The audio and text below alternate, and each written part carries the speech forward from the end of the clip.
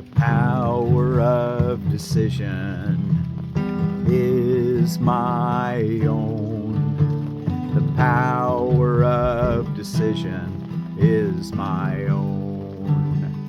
The power of decision is my own. The power of decision is my own. This day I will accept myself as what my father's will created me to be.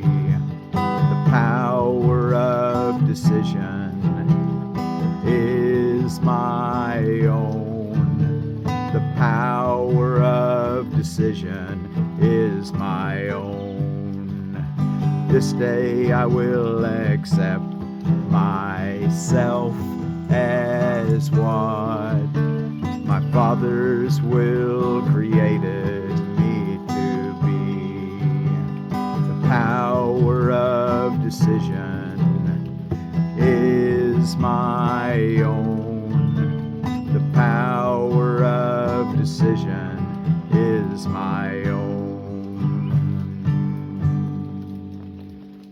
The power of decision is my own. This day I will accept myself as what my Father's will created me to be. Not what I've just concocted up that I am. All those erroneous ideas that we think that we need as a self-concept. I'm going to lay them all aside today. And in the silence, find the still small voice for God who speaks for the truth of who we are. This lesson has to do with us understanding that we have the power of choice. And what an amazing power that makes the whole world that we see. Anyway, the power of decision. The mechanism of decision is in your own, within your own choice, your own willingness. It's based on what you value. So let's value God's will for us and the way He created us. I'm Forgiveness Willie, teaching forgiveness from the Ozarks, here for Lesson 152 in A Course in Miracles. We're reading from the Foundation for Inner Peace version of A Course in Miracles. And this is for Sunday, June the 1st of 2025. The power of decision is my own. No one can suffer loss unless it be his own decision. No one suffers pain except his choice selects this state for him. No one can grieve, nor fear, nor think him sick, unless these are the outcomes that he wants. And no one dies without his own consent. Can you imagine that? That every time you're sick, you made the choice? But that's too hard for a lot of people to accept. But when you're ready, you'll accept it because it's the truth. There's no one outside of you that is making anything happen to you. The devil didn't make you do it. Your neighbor didn't make you do it. Circumstances didn't make you do it. They may have all lined up, but they only lined up because it's what you willed at a level that you may not be aware of at this moment, but you can become aware of it and let it go forever as you say, the power of decision is my own. This day I will accept myself as what my Father's will created me to be. So again on this, no one can suffer loss unless it be his own decision. No one suffers pain except his choice selects this state for him. No one can grieve, nor fear, nor think him sick, unless these are the outcomes that he wants. And no one dies without his own consent. Nothing occurs but represents your wish. And nothing is omitted that you choose. Here is your world, complete in all details. Here is its whole reality for you. And it is only here salvation is. You may believe that this position is extreme and too inclusive to be true. Yet can truth have exceptions? If you have the gift of everything, can loss be real? Can pain be part of peace or grief of joy? Can fear and sickness enter in a mind where love and perfect holiness abide? Truth must be all-inclusive if it be the truth at all. Accept no opposites and no exceptions, for to do so is to contradict the truth entirely. Salvation is the recognition that the truth is true and nothing else is true. The truth is true and nothing else is true. Two parts here. The truth is true, part 2, and nothing else is true. Salvation is the recognition that the truth is true and nothing else is true. This you have heard before, but may not yet accept both parts. Without the first, the truth is true. The second, and what is false, and nothing else is true, the second part. This you have heard before, but you may not yet accept both parts. Without the first, the second has no meaning. But without the second is the first no longer true. Truth cannot have an opposite. This cannot be too often said and thought about. Truth cannot have an opposite. This cannot be too often said and thought about. Let's say it again then. Truth cannot have an opposite. Truth cannot have an opposite. Truth cannot have an opposite. This cannot be too often said and thought about. For if what is not true is true, as well as what is true, then part of truth is false, and truth has lost its meaning. Nothing but the truth is true, and what is false is false. This is the simplest of distinctions, yet the most obscure. But not because it is a difficult distinction to perceive. It is concealed behind a vast array of choices that do not appear to be entirely your own. And thus the truth appears to have some aspects that belie consistency, but do not seem to be but contradictions introduced by you. That word belie, consistency, the word belie of an appearance fails to give a true notion or impression of something. So that'd be belie. And thus the truth appears to have some aspects that belie consistency, but do not seem to be but contradictions introduced by you. As God created you, you must remain unchangeable, with transitory states by definition false. And that includes all shifts in feeling. Wow, all shifts in feeling are transitory states that are false. Joy is the only whole state. And that includes all shifts in feeling, alterations in conditions of the body and the mind, in all awareness and in all response. This is the all-inclusiveness which sets the truth apart from falsehood, and the false kept separate from the truth as what it is. Is it not strange that you believe to think you made the world you see as arrogance? Again on that. Is it not strange that you believe to think you made the world you see as arrogance? God made it not. Of this you can be sure. God did not make the world. What can he know of the ephemeral? The ephemeral, lasting for a very short time. So what we understand about God is that what he makes lasts permanently. He doesn't make things that change. He doesn't make the ephemeral. So of this you can be sure, that God made not the world. What can he know of the ephemeral? That which changes. The sinful and the guilty and the afraid? What can God know of the ephemeral? The sinful and the guilty, the afraid, the suffering and lonely, and the mind that lives within a body that must die? God didn't know any of those things, and yet that's the universal thought of what the world has to offer. You but accuse him of insanity to think he made a world where such things seem to have reality. He is not mad, yet only madness makes a world like this, where bodies come to die. We've got resurrected life. We've got eternal life. We live in the resurrection and the life. You can't die. We're not a body. To think that God made chaos contradicts his will, invented opposites to truth, and suffers death to triumph over life. All this is arrogance. Humility would see at once these things are not of him. And can you see what God created not? To think you can is merely to believe you can perceive what God willed not to be. And what could be more arrogant than this? Let us today be truly humble and accept what we have made as what it is.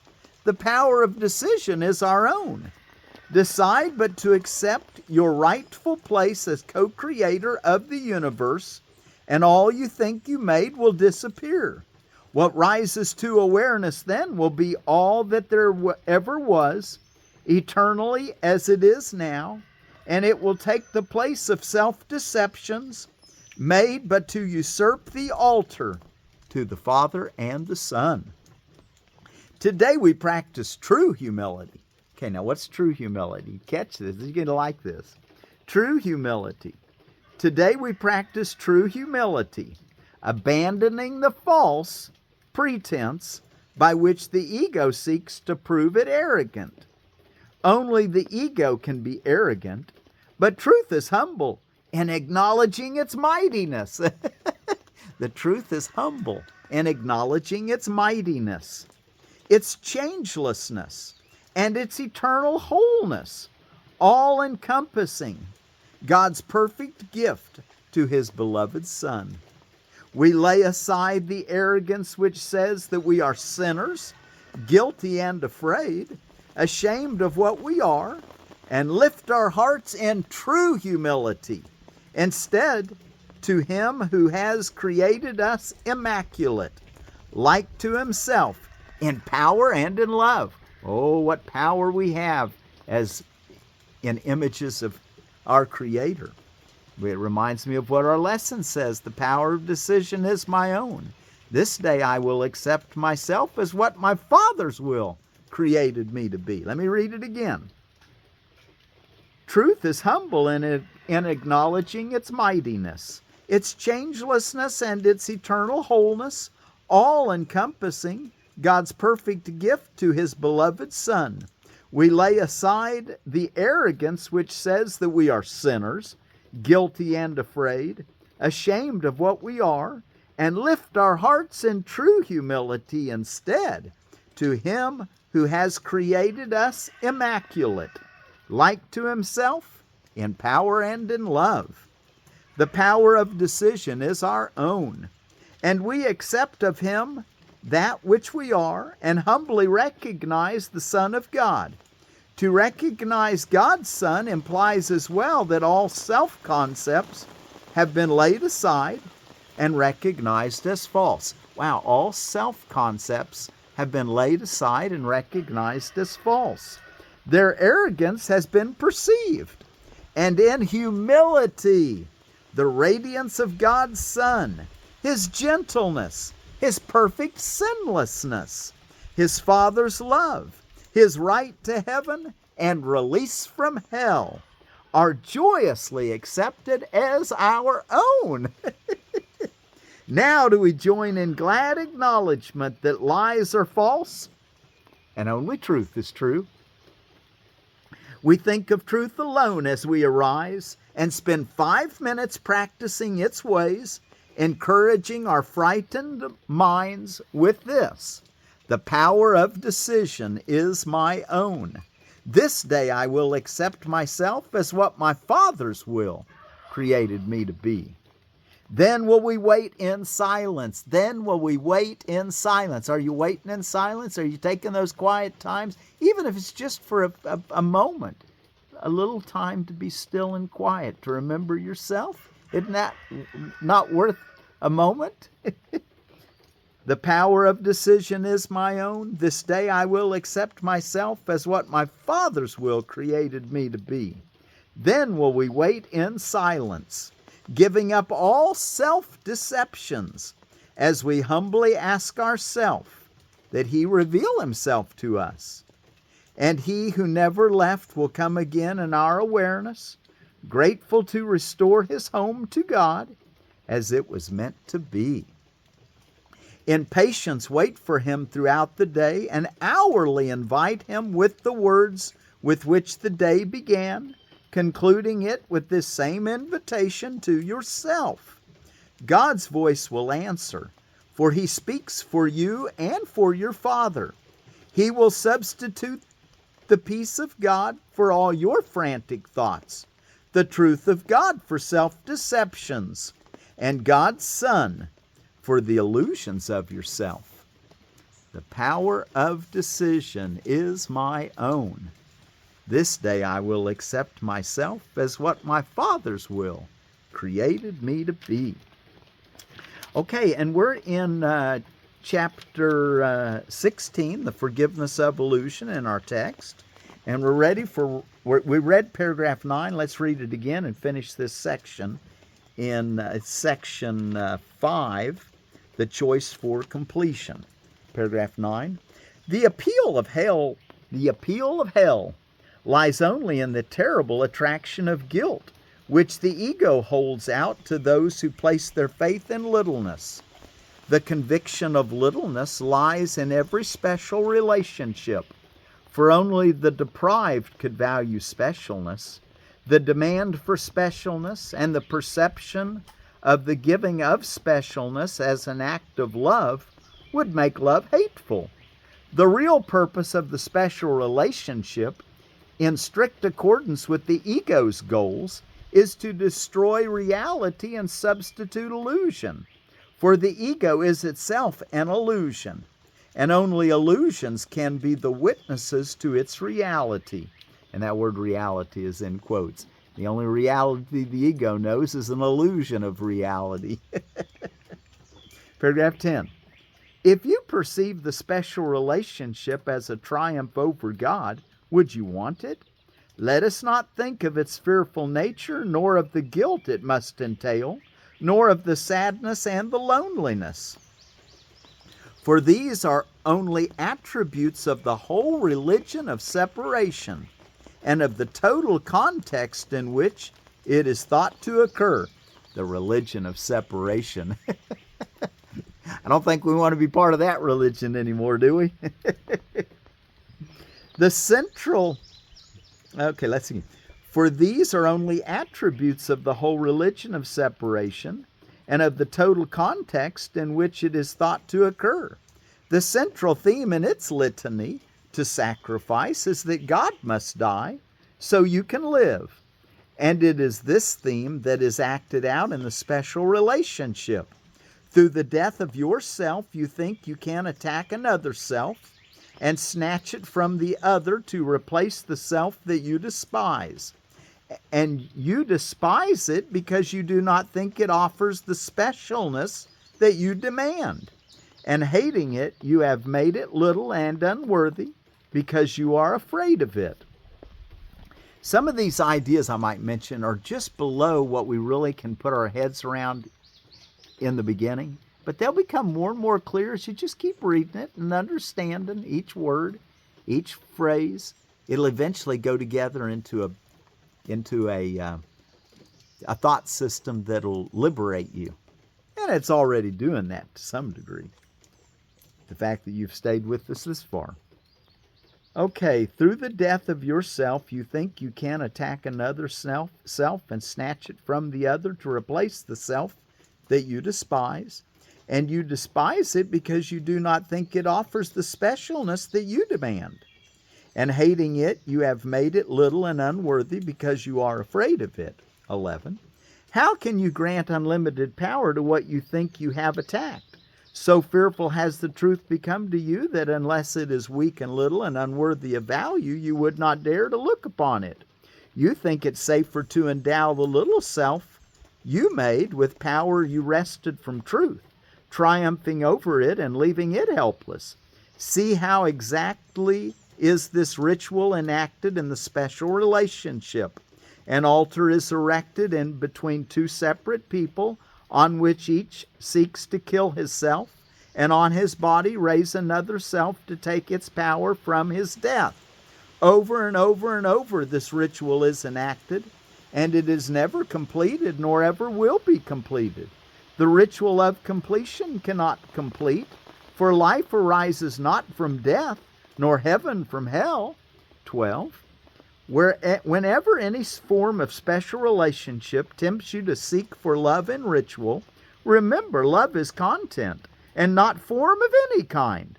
The special relationship is a ritual of form, aimed at raising the form to take the place of God at the expense of content. There is no meaning in the form, and there will never be.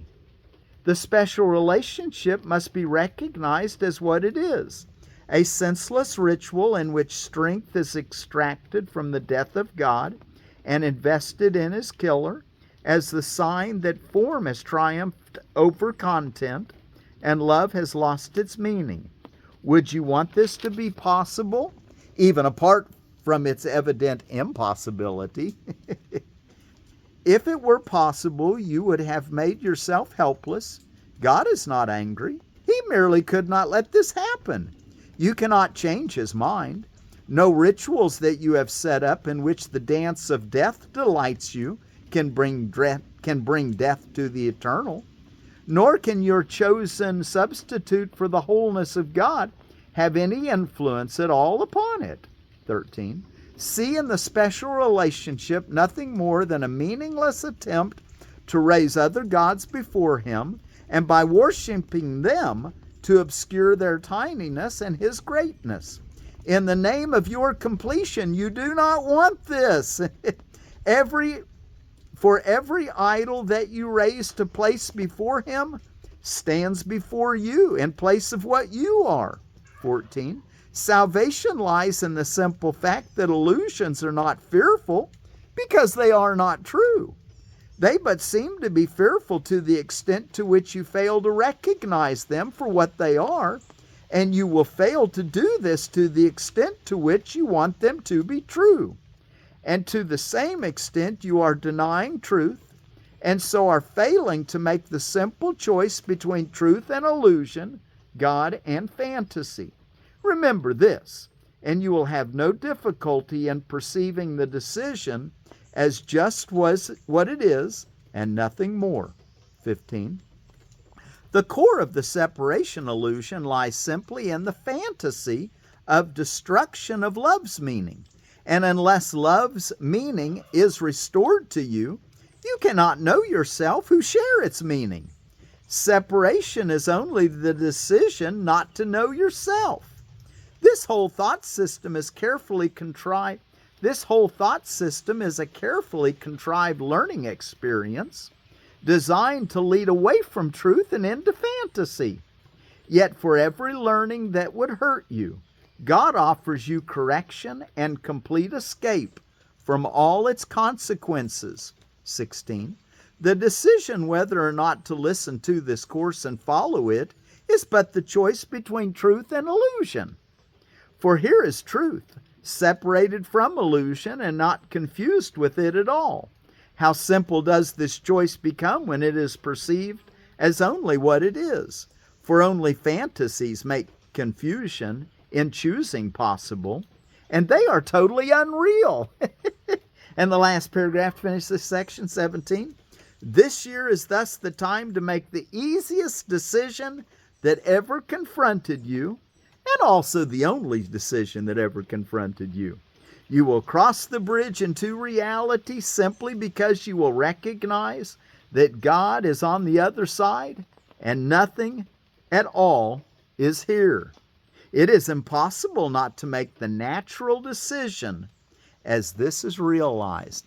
The power of decision is my own. This day I will accept myself as what my Father's will created me to be. What's going on around the world today? It's Shabbat, the Jewish commemoration of the giving of the Ten Commandments on Mount Sinai. Atlantic Hurricane season begins. Found these on holidays and observances. Children's Awareness Memorial Day, International Children's Day, Stand Up for Children Day, Global Day of Parents, Say Something Nice Day. That should be every moment. Even if you have to say something that people might take offense to, but it's true and you think it'll help them, still say it nice. Never have to be throwing guilt or attack on anyone. Say something nice every day. Go Barefoot Day. Go Barefoot Day. Man, that's a good thing to do. Get some of that grounding energy. Heimlich Maneuver Day, put your thumb like that, put your hand around and give it right underneath the sternum. Make them upchuck. Anyway, the Heimlich Maneuver Day.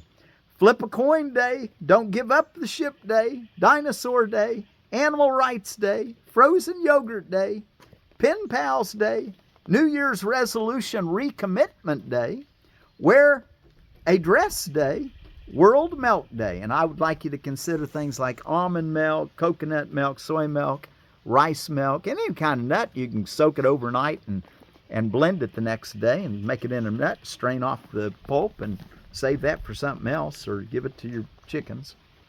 Okay, what are we ready to close? Oh no, we've got an edible landscaping, another strawberry. Been going through these strawberries again. Earliglow strawberry, a Fragaria annosa. Earliglow, introduced years ago. Earliglow still has the high strawberry flavor of the heirloom varieties, good-sized berries, and the earliest. Deep red color fruit. Plants are disease-resistant, very dependable, healthy plants that make lots of runners, zones 4 through 8, and it's a June-bearing strawberry. And our word for peace is from the Romanche people of the Danube, the Rhine, and the Po rivers of Switzerland. And their word for peace is Pasch. Pasch be with you. Peace be with you. Be sure that every hour of the day tell yourself the power of decision is my own. This day I will accept myself as what my Father's will created me to be. The power of decision is my own. The power of decision is my own. This day I will accept myself as what my Father's will created me to be. The power of decision is my own. The power of decision is my own. This day I will accept myself as what my Father's will created me to be. The power of decision is my own. The power of decision is my own. This day I will accept myself as what my Father's will created me to be. The power of decision is my own. The power of decision is my own. Okay, be sure to do your 2 extended periods, which he's only asking you for 5 minutes in the morning and 5 minutes at night, and then an hourly pause and remembering, telling yourself, the power of decision is my own. This day I will accept myself as what my Father's will created me to be. Pasch.